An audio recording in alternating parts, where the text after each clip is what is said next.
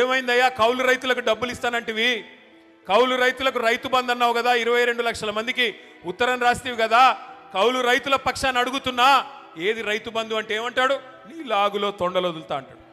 ఏమైందయ్యా మహిళలకు ఇస్తానన్న 2,500 అంటే నీ గుడ్లు బీకి గోటీలు ఆడతా అంటాడు.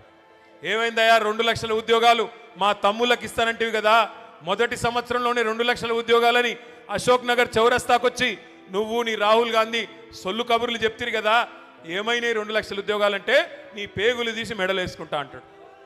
ఏం చేయాలా? ఇట్లా మాట్లాడితే ఏమనాలా? తప్పట్లేదు. ఇంకా గౌరవం ఏంటంటే ఆయన ఏడిపోయిందో నాకు అర్థం కాదు, తెల్లారు లేస్తే ఆ ఫ్రస్ట్రేషన్ ఏందో నాకు అర్థం కాదు. ఆల్రెడీ అడ్డిమారి గుడ్డి దెబ్బలో వచ్చి ముఖ్యమంత్రి పదవిలో కూర్చున్నావు, పేమెంట్ కోటాలో సీటును కాపాడుకుంటున్నావు, హ్యాపీగా పని చేసుకో. తెల్లారు లేస్తే అరుపులు పెడబొబ్బలు సెక్యూరిటీ వాళ్ళని కొడుతున్నాడు. ఈ మధ్యన చూస్తూ ఉన్నారేమో మీరు, ఆయనకి సెక్యూరిటీగా ఉండే పోలీసు వాళ్ళని కూడా కొడుతున్నాడు. ఏందా అరుపులు పెడబొబ్బలు, ఏంది లొల్లి? ఆయన బాధ ఏందో నాకు అర్థం కాదు. నన్ను పట్టుకుని నోటికొచ్చినట్టు మాట్లాడతాడు.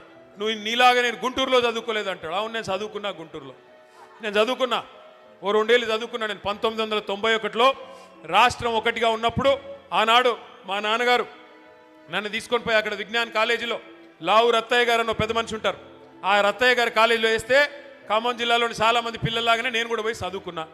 చదువుకుంటే తప్ప నేను నీలాగా ఆవారాగడ్లాగా తిరగలేదు. మరి నేను చదువుకున్నా. మా అమ్మ నాన్న నాకు చదువుకోమంటే చదువుకున్నా, అది కూడా తప్పేనా? నేను ఇంకోటి అడుగుతా, నేను ఆంధ్రాకి పోయి చదువుకుంటే తప్పంట, కానీ ఈయన మాత్రం భీమవరం నుంచి అల్లుడు తెచ్చుకోవచ్చు అంట.